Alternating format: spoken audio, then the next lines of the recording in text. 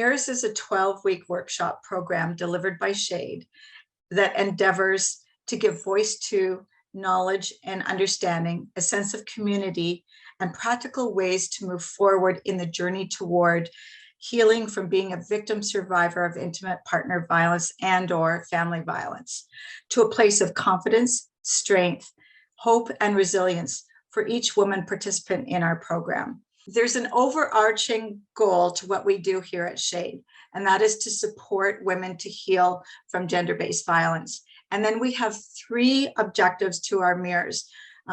These objectives are to empower participants impacted by domestic abuse to strengthen their mental health and build confidence in establishing healthy relationships with themselves, their children, and others. As well, for participants to reduce isolation and gain an increased sense of belonging, safety, and confidence living in Canada.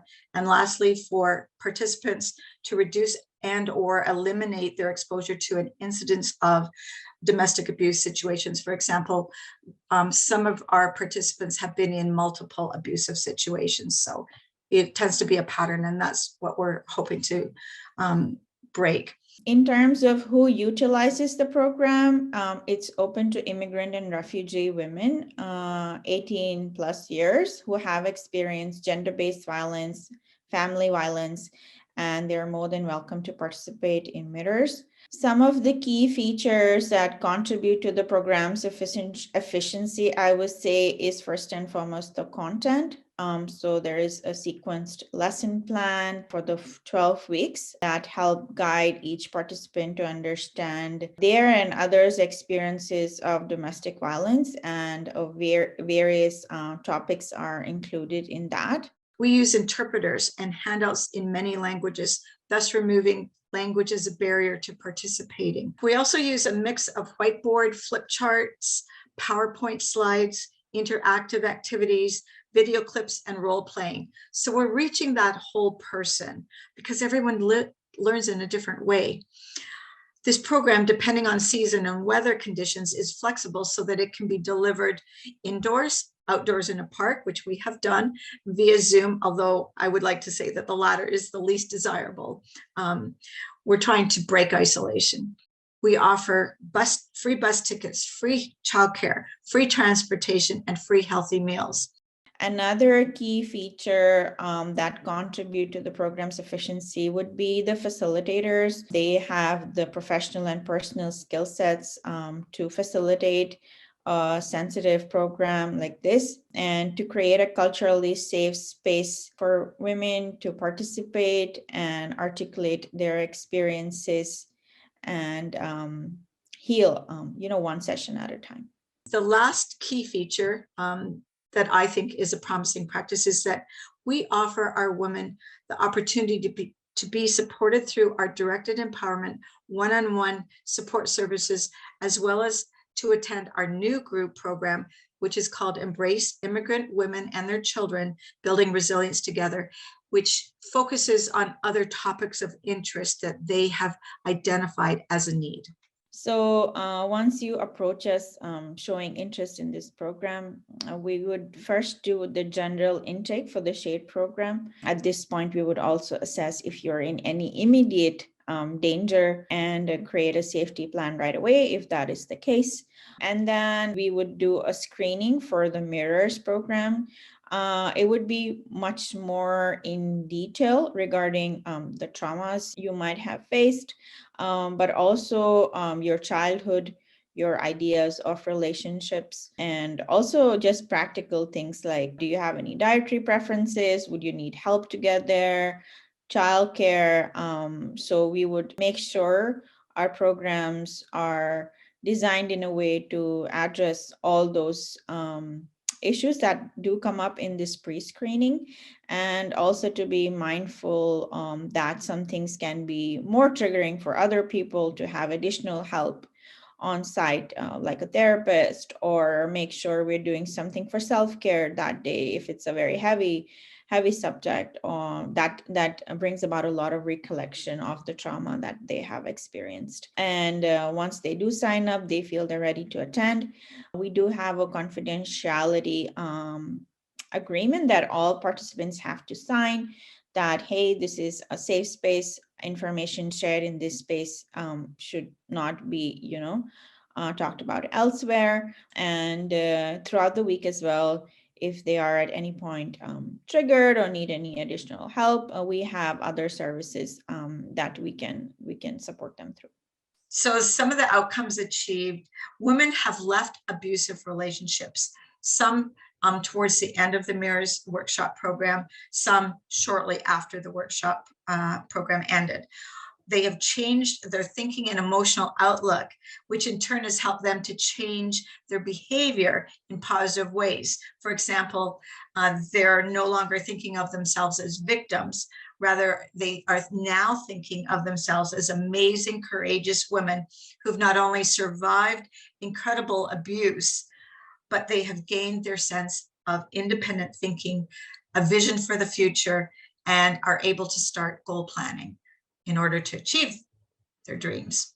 We have seen women embark on new career and education paths, believing that they can indeed succeed, and in so doing, change their income levels, get off of EIA, and lead sustainable lives and care for their children and themselves with dignity and belief in themselves again. And that, to me, is huge.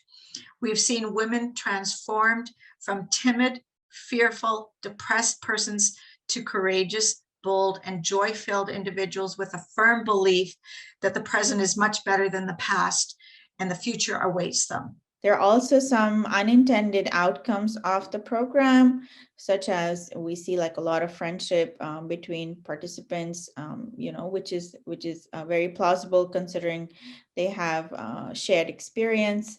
Also, they become champions of the cause and, spread the word about S.H.A.D.E and about mirrors, and really look out for women that might be in similar situations. We track measurement and evaluation of the Mirrors program. It is a 12-week program. So throughout the program, we're writing down anecdotal comments made by the participants on a week-by-week basis. As well, we're involved in supporting the majority of our Mirrors participants through one-on-one services. So we receive feedback about Mirrors both during the group time and in our private sessions. We also receive facilitator, therapist, and interpreter observation and feedback on a week-by-week basis. Also, at the end of the 12th workshop, we do a formal evaluation, and those formal evaluations are broken down into 3 parts. So we have something that asks questions about the whole group activities, all the knowledge that they've received, all the activities they participated. They will answer about the group presentation. Then they will answer questions about the group facilitators and therapists. Then they will answer a self-evaluation. The women participating in Mirrors have expressed that they have felt safe, heard, believed, and supported being in the groups and in sharing parts of their own trauma with one another. In our group experience evaluation, one of the questions was topics were relevant and meaningful. So out of 5, the average from 4 different cycles of Mirrors was 4.94. Another statement was, I feel encouraged by other members who have overcome problems they may at times still struggle with, and that was a 4.93 out of 5. Under group facilitators and interpreters, one of the statements was the group facilitators and interpreter were knowledgeable about domestic violence, and that was a 4.86. All the participants rated the question, being a part of this group has been a valuable experience for me, 5 out of 5. We also put the statement, I am a courageous person, and on average, we got a 4.80.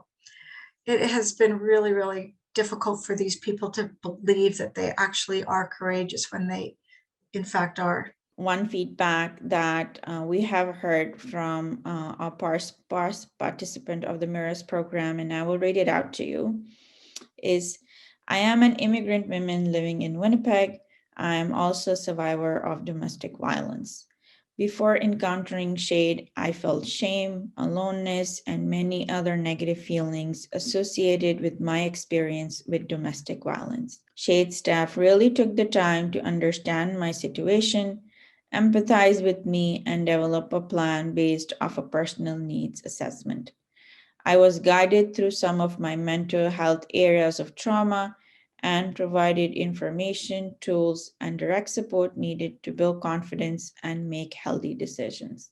My life has improved for the better because of this. Better emotionally, socially, and in understanding the resources available to me and my rights as a Canadian. Another woman said, it was a big jump for me to leave everything. In fact, it was a very courageous act for me. For me, as I worked on my vision board, I began to put things on it that will help me to find peace. It's all about finding peace. It's all linked to having peace. I'm taking bolder steps every day and liking myself again. This group is good for me. One participant shared her incredible story of escaping her home country with her sick son with the help of local police who knew about her domestic abuse situation.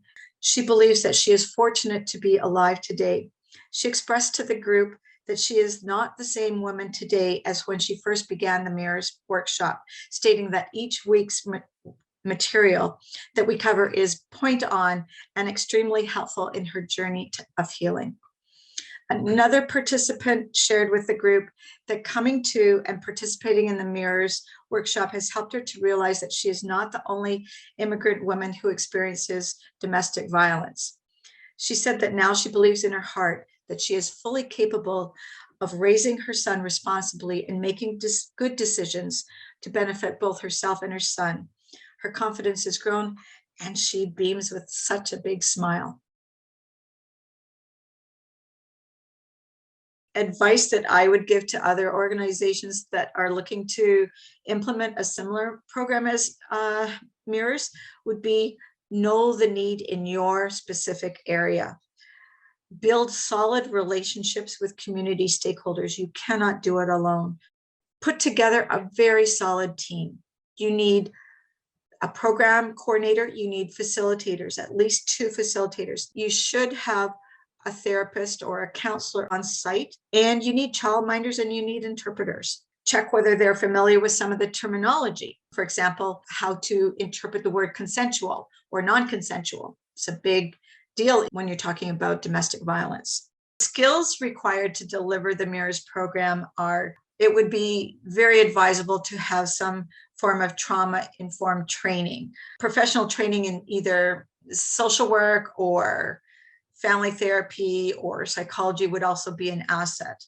Specialized knowledge of intimate partner violence and gender-based violence is strongly encouraged. Lived experience of intimate partner violence or gender-based violence can be an asset, as well as fluency in another language beyond English and French would be an asset, especially if you've been able to identify who is going to be in your group and what languages they're speaking. Work experience with vulnerable, multi-barriered adults and the complex intersectional needs of immigrant and refugee women need to be understood to be able to deliver this kind of a program. We acknowledge that we are very privileged to stand alongside these tremendously courageous, resilient, articulate, thoughtful, and reflective women who are healing and are changing their lives. And for those that are mothers who are changing for the better the lives of their children. They may see themselves initially as feline house cats, but they begin to see themselves over time as strong lionesses, protectors of their own identities and of the health of their children, very capable of moving beyond a label as victim survivor, since that is only one part of who they ever were anyway, to overcomers and thrivers.